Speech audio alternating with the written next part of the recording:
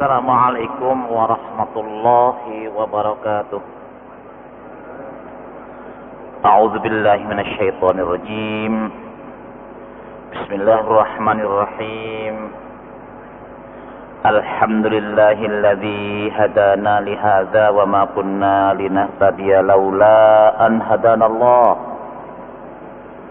Nahmadullah wa nasta'inuhu wa nastaghfiruh. ونعوذ بالله من شرور أنفسنا ومن سيئات أعمالنا من يهد الله فهو المهتد ومن يضلل فلن تجد له وليا مرشدا أشهد أن لا إله إلا الله وحده لا شريك له وأشهد أن محمدا عبده ورسوله اللهم صل وسلم وبارك على محمد وعلى آله وأصحابه وعلى من تبعهم بإحسان إلى يوم يبعثون يوم لا ينفع مال ولا بنون إلا من أتى الله بقلب سليم قال الله تعالى يا أيها الذين آمنوا اتقوا الله وقولوا قولا سديدا يصلح لكم أعمالكم ويغفر لكم ذنوبكم ومن يطع الله ورسوله فقد فاز فوزا عظيما وقوله صلى الله عليه وسلم اتق الله حيثما كنت واتبع السيئة الحسنة تمحها وخالق الناس بخلق حسن وبعد معاشر المسلمين para jamaah masjid mujahidin, para penggemar setia siaran dakwah radio Masjid Mujahidin, semoga senantiasa Allah Subhanahu wa taala merahmati kita. Rahmat dan nikmat Allah sungguh amatlah banyak telah dianugerahkan kepada kita. Mari senantiasa mensyukurinya. Walaupun rahmat dan nikmat Allah yang telah dianugerahkan kepada kita amat banyak, namun kita sangat membutuhkan tambahan-tambahan rahmat nikmatnya untuk hari ini, hari esok, dan khususnya rahmat nikmat itu berkelanjutan sampai di akhirat nanti. Amin ya rabbal alamin. Ma'asyiral muslimin, pada majelis lalu kita telah sampaikan firman Allah Subhanahu wa taala, yaitu surat Al-Maidah ayat 44, 45, 46 dan 47 yang menerangkan pengingkaran orang-orang Yahudi terhadap hukum-hukum Taurat, yang kesimpulannya yaitu kitab Taurat yang diturunkan oleh Allah kepada Nabi Musa alaihissalam berisi petunjuk dan cahaya penerang jalan hidup, yang oleh para anbiya, para nabi, para ulama dan para pendeta-pendeta Bani Israel telah dijadikan dasar untuk menghukum dan memutuskan perkara-perkara, karena kitab Taurat adalah amanat dan tanggung jawab mereka. Orang-orang yang menolak dan mengingkari hukum-hukum Allah yang terkandung di dalamnya adalah orang-orang yang kafir. Kemudian yang kedua, Allah telah menetapkan di dalam kitab Taurat hukum-hukum mengenai qisas, hukum balasan setimpal, yaitu jiwa dibayar dengan jiwa, mata dengan mata, gigi dengan gigi, yaitu begitu juga luka dibayar dengan luka, kecuali jika pihak korban yang bersangkutan memaafkan atau membebaskan si pelaku dari kisos tersebut dan diganti dengan denda yang terkenal dengan dia. Maka yang demikian itu menjadi penebus dosa bagi yang bersangkutan. Orang-orang yang tidak menjalankan ketentuan tersebut adalah orang-orang yang zalim. Setelah orang-orang Yahudi mengacau balaukan risalah Nabi Musa alaihissalam yang diutuslah Nabi Isa alaihissalam.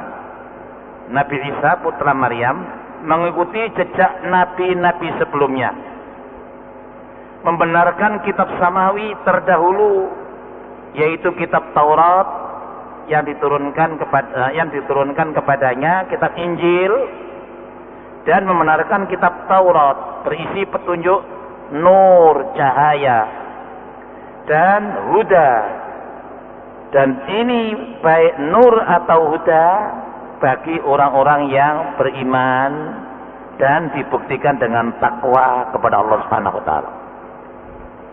Yang terakhir, Allah memerintahkan pengikut-pengikut Nabi Isa menganut kitab Injil agar menghukum dan memutuskan perkara berdasarkan apa yang telah ditetapkan Allah di dalam kitab Injil. Orang-orang yang menyalahi ketetapan tersebut adalah orang-orang yang fasik. Malam yahkum bima anzalallah fa ulaika humul fasiqun. Sekarang kita lanjutkan, yaitu ayat 48. Kita baca sampai ayat 50. Ayat 48, wa anzalna ilaikal kitab. Kita akan baca sampai afa hukmal jahiliyyati yabun wa man ahsanu minallahi hukman liqaumin yuqinun. A'udzu billahi minasyaitonir rajim.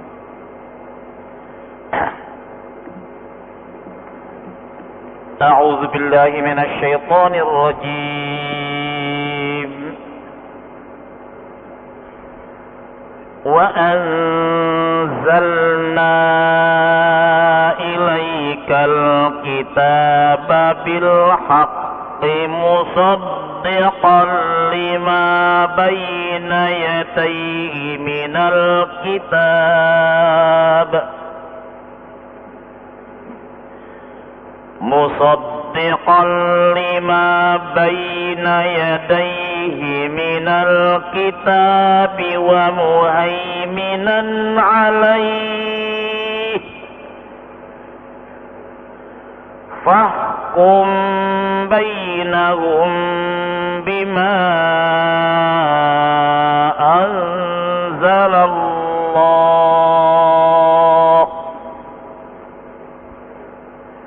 ولا تتبع أهواءهم عما جاءك من الحق لكل جعلنا منكم شرعة ومنهاجا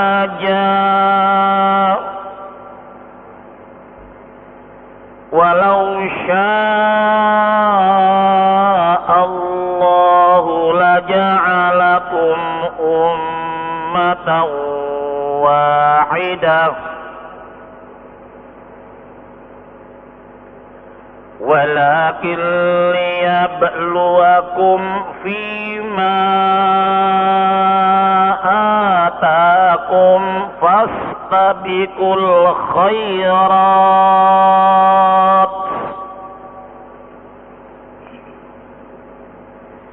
إلى الله مرجعكم جميعا فينبئكم بما كنتم فيه تختلفون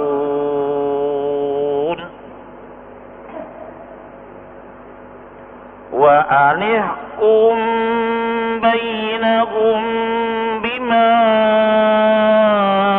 أنزل الله تتبع أهواءهم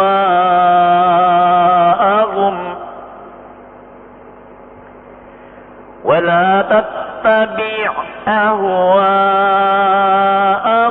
واحذرهم أن يفتنوك عن بعض ما أنزل الله إليك فإن تولوا فاعلم أنما يريد الله أن يصيبهم ببعض ذنوبهم وإن كثيرا من الناس لفاسقون أفحكم الجاهلية يبغون ومن أحسن من الله حكما لقوم يوقنون. Surat Al-Maidah ayat 48 sampai dengan ayat 50.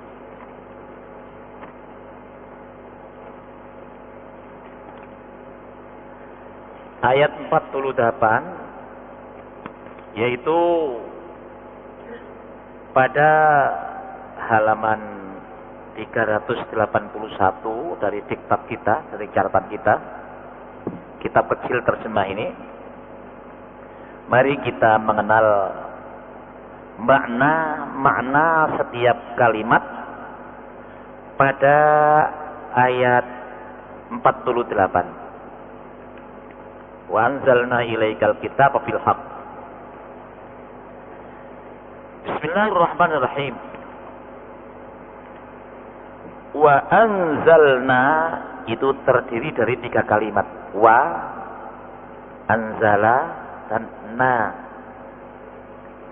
Anzala itu fi'il madhi ikut wazan af'ala. Nazala, anzala. Nazala turun, anzala menurunkan. Kata yang ketiga na, karena fi'il madhi bersambung dengan na adalah al-fa'il dhamir na, maka kalimat anzala dibaca anzal. Itu peraturan shorof. Wa anzalna, dan kami telah turunkan. Kalau menurut urut-urutan kalimatnya, dan telah menurunkan kami. Bahasa Indonesia biasanya pelakunya disebut duluan, dan kami telah menurunkan. Kepada siapa? Ilaika, kepada engkau. Engkau yang dimaksud itu siapa? Yaitu Rasulnya Muhammad sallallahu alaihi wasallam. Apa yang telah diturunkan? Alkitabah, kitab, bil haqqi, dengan membawa kebenaran. Al-haqqu mir rabbika fala takunanna minal mumtarin. Kebenaran itu dari Tuhanmu, oleh karena itu kamu jangan ragu-ragu. Kalau apa yang telah diturunkan oleh Allah mengandung petunjuk, ikuti petunjuk itu, pasti benar.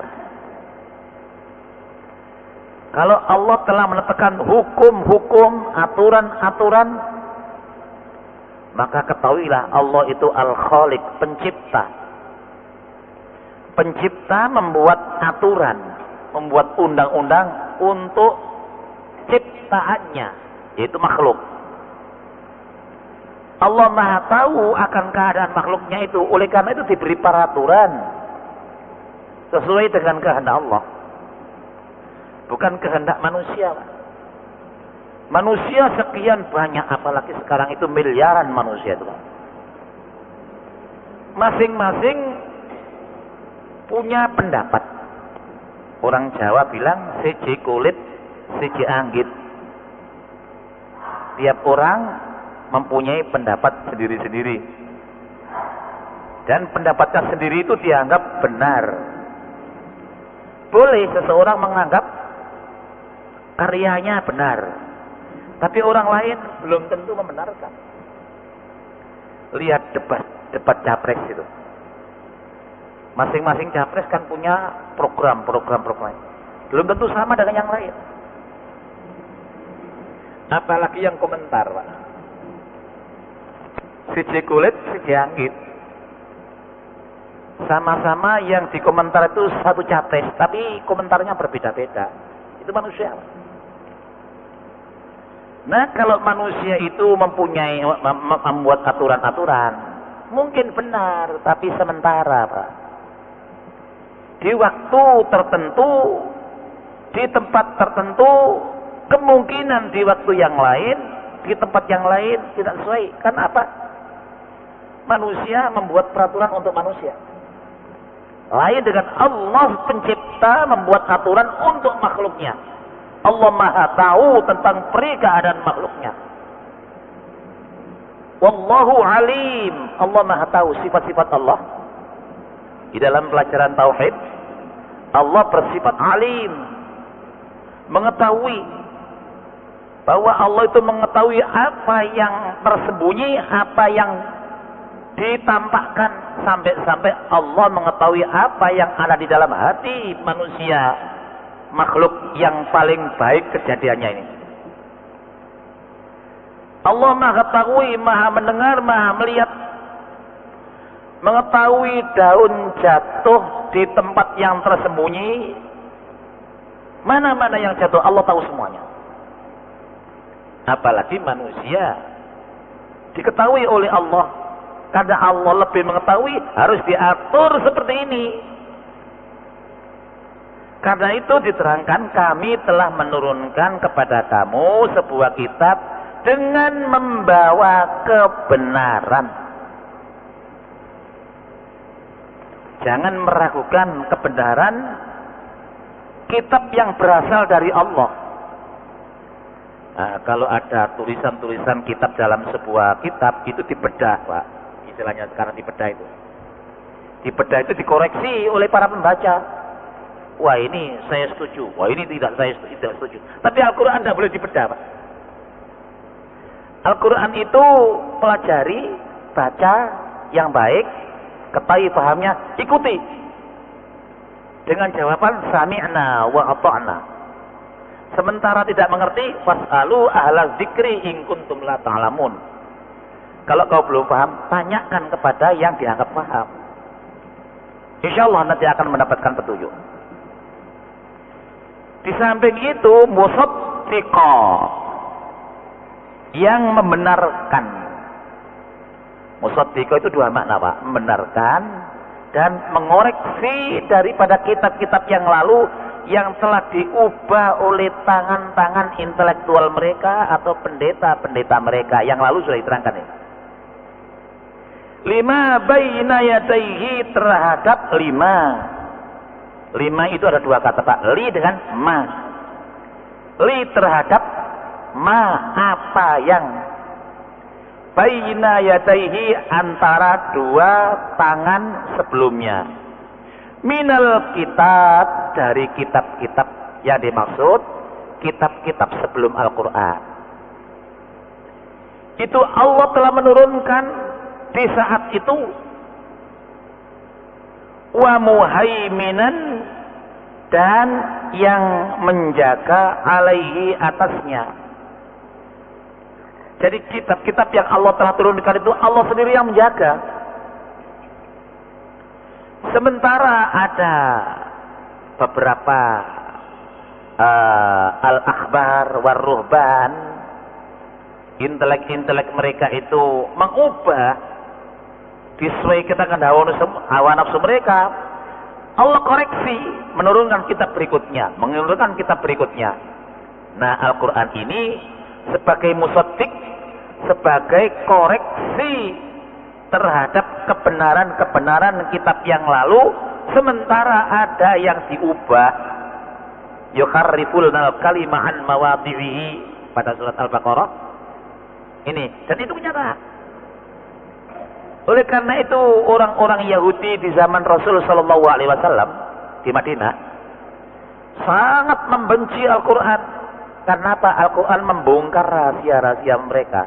Itulah yang dimaksud wa muhaiminan alaihi, dan Allah yang menjaga atasnya.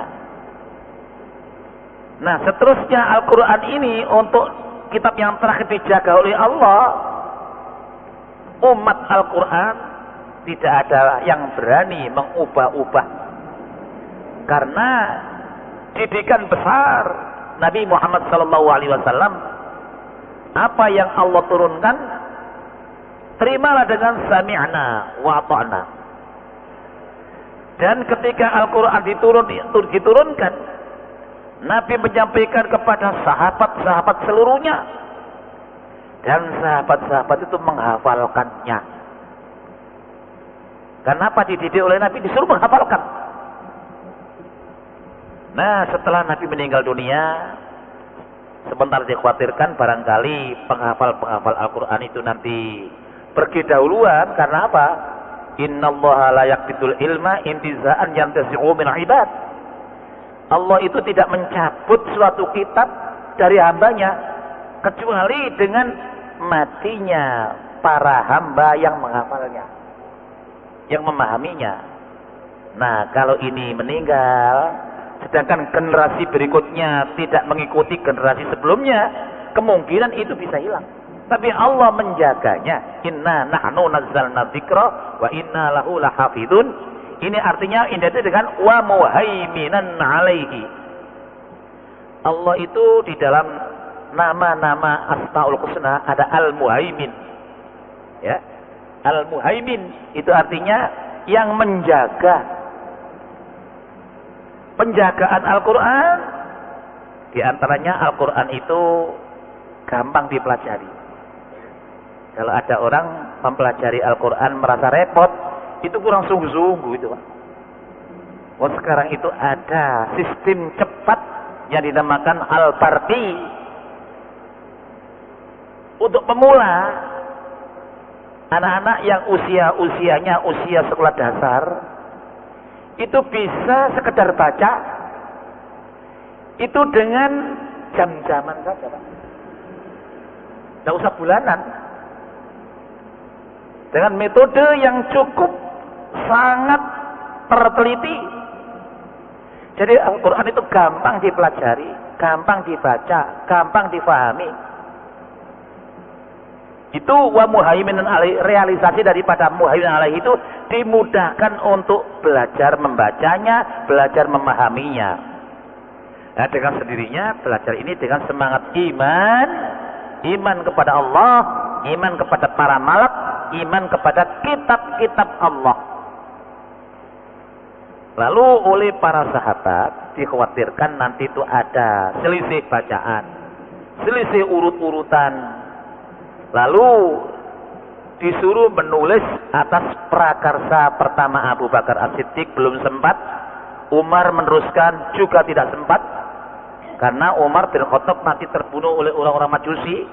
Kemudian diganti Sayyidina Utsman, langsung usaha pertama ketika diangkat menjadi khalifah, ini menulis Al-Quran dalam satu mashaf. Yang asalnya catatan-catatan itu beredar di para sahabat, ada yang di lempengan-lempengan daun-daunan atau kulit-kulit kayu, ya zaman seperti itulah. Juga sudah ada istilah kirpos, kertas. Dikumpulkan para hafiz dikumpulkan, lalu disuruh menulis sesuai dengan urutan hafalan yang tauqifiyah yang ditetapkan oleh Nabi Shallallahu Alaihi Wasallam. Wujud namanya Mushaf Al-Quran Utsmani sampai sekarang. Tidak ada satupun yang tersisa. Dan Tidak ada yang mengubah-ubah. Ini termasuk inna nahnu nazzalna dzikra wa inna lahu lahafizun. Kami yang menurunkan az-dzikra, kitab ini, dan kami yang menjaga. Di dalam ayat 48 ini Allah menjadi muhaiminan alaihi dan menjaga atasnya. Pengalaman kitab-kitab sebelumnya banyak yang diubah oleh intelektual mereka, orang-orang alim mereka, tokoh-tokoh mereka. Al-Quran dijaga dengan begitu ketat oleh Allah. Sampai di akhir zaman masih banyak penghafal Al-Quran, para hufaz, ya. Nah, para hufaz itu sebagai arsip, Pak. Ini. Kemudian fahkum, oleh karena itu kitab yang hak, kitab yang mengoreksi kitab-kitab yang lalu, dan kitab yang terjaga atasnya itu gunakan fahkum, maka putuskanlah bainahum, sesama kamu, sesama mereka, di antara mereka, bima anzalallahu. Bima apa tadi artinya? Bima di atas sudah. Bima dengan apa yang Allah telah menurunkan. Gunakan itu, petunjuk-petunjuk itu. Keputus saja berdasarkan keputusan dari Allah Subhanahu wa taala. Yang lalu kan ada perintah fahkum bima anzalallah faulaika wa man lam yahkum bima anzalallah faulaika humul kafirun faulaika humul fasiqun faulaika humuz zalimun. Barang siapa yang tidak berhukum kepada kitab Allah yang diturunkan oleh Allah, maka mereka itu kafir, fasik, zalim. Yang lalu kan ada 3 kalimat itu. Wa man lam yahkum bima anzalallah faulaika humul kafirun, humuz zalimun, humul fasikun. Baru saja kita baca. Wala tattabi. Ada kalimat wa la tattabi. Wa janganlah. Wa dan la janganlah. Tattabi. Nah, ini fi'il nahi namanya, Pak. Jangan kamu mengikuti ahwa'ahum. Ahwa itu kalimat jamak yang asalnya hawa. Kita mengenal hawa nafsu. Manusia itu oleh Allah Subhanahu wa taala, roh dan jasadnya dilengkapi dengan hawa nafsu dan akal untuk menerima ilmu dan petunjuk dari Allah Subhanahu wa taala. Hawa nafsu itu ada yang positif, ada yang negatif. Yang positif yaitu hal-hal keinginan sewajarnya manusia. Manusia ingin makan kalau lapar.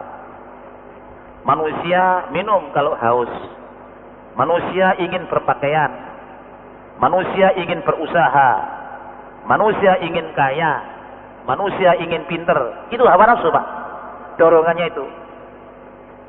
Tetapi hawa nafsu itu ada yang negatif, Pak. Karena sifat hawa nafsu itu ingin memiliki segala-galanya. Jadi manusia yang sekecil ini, Pak, tentang makanan saja ingin memiliki makanan yang banyak, yang bermacam-macam. Di dalam sabda Nabi Muhammad SAW dijelaskan bahwa hawa nafsu itu harus dikendalikan. Peganglah kehendak yang positif dan kendalikan kehendak-kehendak yang muluk-muluk. Kehendak yang muluk-muluk itu seperti pepatah, runggu puyuh merindukan bulan. Burung puyuh itu kan kecil, Pak. Terbang saja hanya di dasar bumi. Kok ingin terbang ke bulan? Itu namanya hawa nafsu yang tidak terkendali. Di dalam sebuah hadis tentang hawa nafsu ini, Nabi Shallallahu Alaihi Wasallam bersabda, "Lau kana li bani Adama wadiyani mimmalin labtagha salisan. Andai kata manusia itu mempunyai harta 2 jurang. Baiklah, jurang ini saya ganti dengan 2 gudang. Nah, gudang itu besar atau kecil, Pak? Biasanya gudangnya besar. Andai kata mempunyai harta sebanyak 2 gudang, tidak akan merasa cukup. Pasti ingin punya 3 gudang. Kalau sudah tercapai 3 gudang, pasti ingin lebih, dan lebih. Itu hawa nafsu manusia kalau tidak terkendali. Wala yamla'u jawfa ibn Adam illa turab. Tidak akan ada yang dapat memenuhi perut manusia kecuali kalau perut itu sudah berdampingan dengan tanah, ya ada mati. Perut ini, Pak, ada batasan, tapi kemauan ingin segala-galanya dimasukkan. Itu hawa nafsu. Karena ini sini ajaran wala tattabi ahwa'ahum. Jangan kau mengikuti semua hawa nafsu. Ikuti yang baik-baik.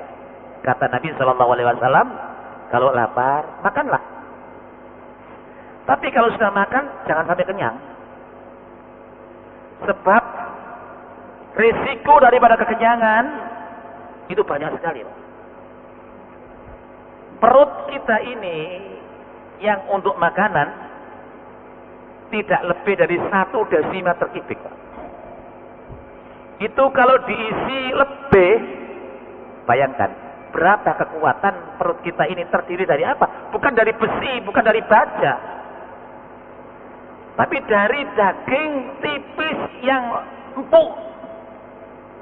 Mungkin bisa molor, kalau terlalu besar molornya pecah. Karena itu petunjuk Nabi Muhammad SAW, yaitu al-ma'idatu, perut besar ini, sulusun lit-ta'am, makanan isi sepertiga, wa sulusun lisyurbi, sepertiga lagi untuk minuman. Kan 3/3, Pak, ya. Sepertiga kosongkan untuk apa? Lit-tanafus, untuk kelonggaran nafas. Nah, oleh karena itu instruksi Nabi, nahnu qaumun la na'kulu hatta najua wa idza akalna la nashba'u. Kami ini kaum tidak makan kalau belum lapar. Dan kalau makan tidak sampai kenyang. Jaga ini, Pak. Awet, Pak. Kalau diberi usia 70 tahun, perut ini digunakan mulai lahir sampai 70 tahun. Coba kita punya drum saja, Pak. Belum sampai 70 tahun, jangan 10 tahun ya. Sudah bocor itu. Perut juga begitu, jangan ikuti hawa nafsu makan itu semau-maunya. Batasi makan. Nah, orang yang dikatakan orang yang kuat, yaitu orang yang mampu menahan hawa nafsu. Mau menahan marah. Marah itu juga nafsu yang berlebih-lebihan, Pak. Ada orang sementara mengatakan, kalau marahkan 100%. Biar habis. Tidak begitu, Pak. Teori akhlak Islam tidak begitu. Kalau marah, tahanlah. Lupa nanti kalau nahan menjadi pecah dada ini. Siapa bilang? Ada teori menahan marah. Seorang yang sedang marah bila dalam keadaan diri, bawa duduk. Jangan terus mencak-mencak begitu. Kalau marah dalam keadaan berdiri, bawa duduk. Pasti berkurang, walaupun tidak seluruhnya. Kalau di bawah duduk belum reda, tidurlah terlentang begitu dengan pakaian-pakaian yang longgar. Kalau itu belum longgar, bawa ke kamar mandi, siram dengan air wudhu, habis itu sholat 2 rakaat. Insya Allah tidak akan godok, Pak. Namanya menahan hawa nafsu. Wala tattabi ahwa'ahum. Jangan kau mengikuti hawa nafsu mereka. Hawa nafsu itu kan kemauannya banyak, Pak. Kemauannya banyak sekali. Karena itu kendalikan. Karena tidak semuanya hawa nafsu ini bisa menyenangkan kita. Katakanlah orang yang dapat menghimpun harta beberapa gudang. Sebetulnya setengah gudang saja itu sudah cukup, Pak. Tapi kenapa kok ingin banyak, ingin banyak, ingin banyak? Sudah punya rumah satu, beli rumah yang lain. Malah belinya pakai kredit, Pak.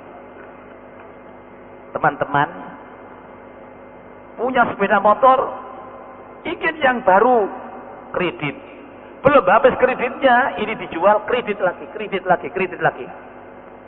Bagi teman-teman pegawai, baik pegawai negeri atau swasta, kalau banyak kredit, Pak, kalau banyak hutang, ketika akan masa menjelang pensiun, bingung, Pak. Dan orang itu hidupnya tenang kalau bebas dari hutang. Itu bebas betul, Pak. Akan mati juga tenang. Akan pensiun juga tenang. Tidak punya hutang. Tidak punya tanggungan apa-apa. Nah, untuk membebaskan diri dari hutang itu hidup sederhana. Dengan sifat qanaah. Menerima apa yang diberikan oleh Allah. Soal mencari tambahan untuk kepentingan dirinya dan untuk keluarganya. Di sini. Wala tattabi ahwahum, itu penjelasan tentang hawa nafsu ya. Janganlah kamu mengikuti hawa nafsu mereka. Amma ja'aka minal haq. Amma itu dari ain, nun, kemudian disambung dengan ma. Itu kalau nun bertemu dengan mim yang syaddah, itu kan gundah, Pak. Bukan dibaca anma, tapi amma. Dari apa yang ja'aka.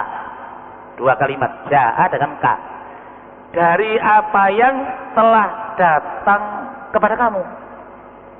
Minal haqqi, mina dari al-haqqi, kebenaran itu. Tadi kan dikatakan wa anzalna ilaikal kitaba bil haqq. Apa yang diturunkan oleh Allah itu benar.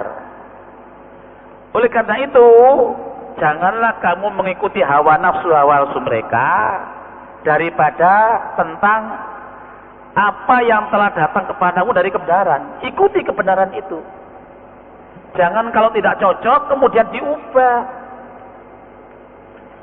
Karena ketetapan Allah itu disesuaikan oleh Allah dengan kepentingan kebaikan makhluk, kebaikan manusia. Nah, kadang-kadang di zaman Bani Israel, yaitu orang Yahudi, karena hawa nafsu mereka itu melambung tinggi, dibatasi oleh kitab-kitab yang turun, Taurat, Injil, merasa tidak puas. Oleh karena itu, melihat keadaan seperti itu, orang-orang itu kalau tidak puas dengan apa yang telah datang kepada kamu dengan hak, itu ingin diubah atau dikurangi, dicocokkan dengan kemauan hawa nafsu. Hawa nafsu itu kalau tidak diikuti tersesat, Pak. Iya. Oleh karena itu, kita apabila diberi penjelasan dari Al-Quran, kitab yang terakhir, itu kitab diturunkan oleh Allah, mengandung kebenaran dan terjaga oleh Allah akan isinya. Oleh karena itu, gunakan pedoman. Walaupun sementara hawa nafsu itu tidak menganggap tidak cocok. Para bapak yang terhormat, ini banyak yang masih tidak begitu dicocoki oleh kaum muslimin muslimat, seperti contoh pembagian waris, Pak ya. Kan Allah menetapkan anak laki-laki bagiannya 2 kali bagian anak perempuan, atau anak perempuan bagiannya separuh untuk laki-laki. Itu kan tidak cocok. Minta sama, laki perempuan sama. Oleh karena itu bagian waris sama, kan begitu. Nah, supaya ini untuk bagian ini laki dan perempuan sama, lebih baik Allah menurunkan Quran yang lain yang tidak begitu, yaitu mislul hasil unsayain, falid zakari mislul hasil unsayain. Itu banyak yang tidak cocok, dan tidak mengerti mereka maksud Allah, tujuan Allah, bahwa laki-laki itu dituntut wajib mencari dan memberi nafkah untuk keluarganya. Sedang wanita tidak, Pak. Ini seorang laki-laki mendapatkan dua bagian. Laki-laki nanti nikah, tanggung jawab kepada istrinya, tanggung jawab kepada anaknya, tanggung jawab kepada orang tuanya, keduanya kalau orang tuanya sudah lemah. Dari dua bagian itu, ya. Dan malah ada saudaranya misalnya yang belum bisa kerja, belum mendapatkan, itu tanggung jawab orang laki-laki, saudara laki-lakinya. Sedangkan orang perempuan menerima separuh, dia nanti kan nikah. Dari separuh ini ditambah dari nafkah suaminya. Tidak ada aturan suami dipertanggungjawabkan oleh istrinya, tidak ada, Pak, di dalam hukum Islam. Tapi memang kenyataannya ada orang perempuan yang pandai mencari nafkah. Oleh karena itu mereka merasa ingin sama dengan laki-laki, malah ingin di atas itu. Kami lebih mampu daripada orang laki-laki. Ya, memang ada di antara kaum perempuan yang terampil mencari harta. Namun bagaimanapun tanggung jawab yang telah ditetapkan oleh Allah Subhanahu wa taala, laki dan perempuan tidak sama. Ini para jamaah yang terhormat, jadi hawa nafsu itu kalau diikuti tidak pernah puas akan pendapatan yang ia perolehnya. Ini. Ya, ini harus ditanamkan kepada para pegawai yang diangkat menurut pangkat yang bertingkat-tingkat. Orang yang tingkatnya di bawah, ya jangan ingin sama dengan orang yang tingkatnya pegawai tinggi.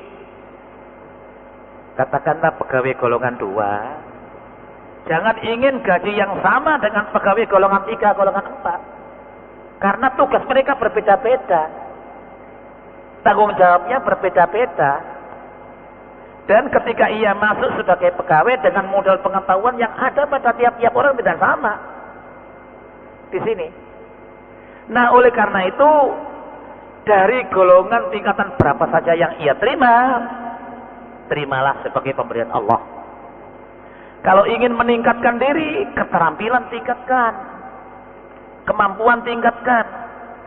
Nanti akan mendapatkan tambahan-tambahan sesuai dengan kemajuan keterampilannya, kemampuannya.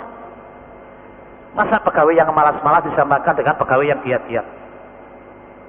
Pokok gajinya sama, tapi tunjangannya mungkin berbeda. Karena ini malas, ini giat. Jadi kewajiban orang laki-laki dengan kewajiban orang perempuan tidak sama. Oleh karena itu, kalau ada aturan hal waris, orang laki-laki 2 kali bagian seorang anak perempuan, itu jangan dianggap itu tidak adil. Di sini. Likullin, bagi semuanya, semua umat maksudnya, likullin, bagi semuanya, ja'alna, kami telah menjadikan, ja'alna, kami telah menjadikan minkum, di antara kamu sekalian, syir'atan, peraturan, wa minhaja, dan jalan-jalan yang terang. Para jamaah yang terhormat, umat yang dahulu, umat berikutnya sampai umat yang terakhir, kita ini kebetulan ditakdirkan oleh Allah lahir di zaman yang terakhir, mengikuti Nabi yang terakhir, yaitu Nabi Muhammad SAW, yang peraturannya paling lengkap dan meliputi daripada kandungan kitab-kitab yang didatangkan oleh Allah sebelumnya. Kita bersyukur kepada Allah, dihidupkan oleh Allah di zaman syir'ah, peraturan, wa manhaj, minhaj, ya, jalan yang terang yang lengkap. Al-yawma akmaltu lakum dinakum wa atmamtu alaikum ni'mati wa raditu lakumul Islam madina. Jadi Al-Quran yang diturunkan oleh Allah itu peraturannya paling lengkap dan jalannya terang. Nah, terang ini bagi orang yang mau beriman dan mau mengikutinya.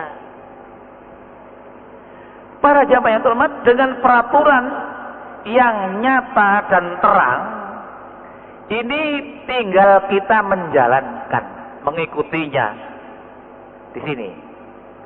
Jadi kalau begitu udah demokrasi dong. Allah buat peraturan, ternyata ada orang yang setuju. Jadi Allah harus menyetujui orang yang tidak setuju. Kita ini berada di dalam daulatullah, kekuasaan Allah. Jadi kedaulatan rakyat itu maknanya Pak, kedaulatan Allah yang wewenangnya diberikan kepada rakyat. Nah, undang-undangnya kalau dari Allah, itu kedaulatan rakyat ini disuruh melaksanakan seperti daulatullah. Kalau membuat sendiri boleh, asal sesuai dengan daulatullah. Kalau membuat aturan yang tidak sesuai dengan daulatullah, andai kata benar, itu sementara. Di tempat yang tertentu, di saat yang tertentu. Tapi kalau daulatullah, sejak Al-Quran turun sampai ila yaumil qiyamah, insyaallah itu akan menjadi syir'atan wa minhajah, peraturan dan jalan yang terang. Walau sya'allah, walau dan kalau sekiranya sya'allah, Allah menghendaki, la ja'alakum ummatan wahidah, sungguh akan kami jadikan manusia, umat itu umat yang satu. Nah ini Allah Subhanahu wa ta'ala andai kata berkehendak untuk menjadikan umat itu umat yang satu, itu Allah akan menguji. Ketika diuji oleh Allah ini, kemudian orang tidak bersatu. Ini. Nah, diuji oleh Allah itu supaya diketahui bahwa siapa yang sebenar-benarnya beriman dan siapa yang sebenar-benarnya akan kafir. Ketika diuji Allah inilah kemudian orang banyak bertentangan, ya, berbeda pendapat karena ujian dari Allah Subhanahu Wa Taala. Ini, kalau ada pemilihan presiden, pemilihan kepala daerah, calonnya 5, masa semua menang? Kan hanya salah satu. Ya, oleh karena itu yang tidak menang, ya itu harus tahu diri bahwa ia tidak dikehendaki oleh orang banyak. Ini kalau di negara kita, Pak ya. Nah, para jamaah yang terhormat, walakin liyabluwakum fima atakum. Tetapi Allah menguji kamu terhadap fima atakum, terhadap apa-apa yang ia telah berikan kepada kamu. Nah, karena mereka itu diuji oleh Allah, tidak tahan uji, ini yang menyebabkan ada sifat hasad, sifat iri hati. Kenapa dia yang menang? Kok tidak saya yang menang? Lah orang itu kalau berlomba, ada yang berhasil, ada yang tidak. Oleh karena itu, kalau ingin berlomba, berkompetisilah yang khairat. Fastabiqul khairat. Kalau orang itu berlomba kepada kebaikan satu sama lain, itu nanti tidak ada yang menang, tidak ada yang kalah. Karena apa? Dia berbuat baik itu berkompetisi, semuanya mendapatkan kebaikan. Jadi kalau ingin bersatu, fastabiqul khairat, kalau kompetisi yang baik. Yang baik itu kompetisi menuju ridha Allah dalam bentuk syir'atan wa minhaja. Peraturan-peraturan yang terang dari Allah, itu berlomba-lomba untuk mengikutinya. Nanti semuanya menang kalau begitu. Nah, para jamaah yang terhormat, ilallah marji'ukum. Kepada Allah marji'ukum, tempat kembali. Jadi kalau ditanya, fa'aina tadhhabun, mau kemana kau pergi? Yaitu ilallah. Kalau ditanya ila ainal mafar, kemana kamu tempat kembali? Jawablah fafirru ilallah, aku berlari menuju Allah. Dan berlari menuju Allah itu sifatnya berkompetisi dengan menuju satu kebaikan kebaikan dari Allah Subhanahu wa taala. Jami'a, seluruhnya. Fastabiqul khairat, berlomba, berkompetisi kepada kebaikan itu perlunya untuk menghadap Allah seluruhnya.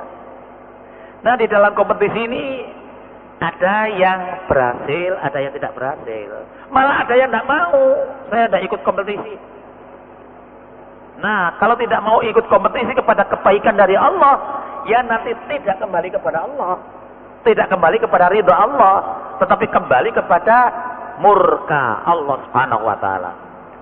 Wa yunabbiukum, maka ia telah menghabarkan kepada kamu, telah memberitahukan kepada kamu, bima kuntum, dengan apa yang kuntum kau pernah, fihi, padanya takhtalifun. Jadi orang-orang kitab sebelum Al-Quran itu umatnya itu banyak berselisih. Mereka ketika bersatu di dalam kitab mereka, ketika datang Al-Quran mereka berselisih. Itu Allah tahu itu. Oleh karena itu di dalam Al-Quran kalau ada perselisihan, kembalikan kepada hukum Allah. Karena hukum Allah itu syir'atan wa minhaja, peraturan-peraturan yang nyata dan jalan-jalan yang terang. Kalau kembali kepada selain Allah, itu nanti akan belum tentu sampai tujuan. Oleh karena itu para jamaah sekalian, ini masih dalam masalah ibadah, kita perintah Allah sholat, tetapi dalam bermasyarakat.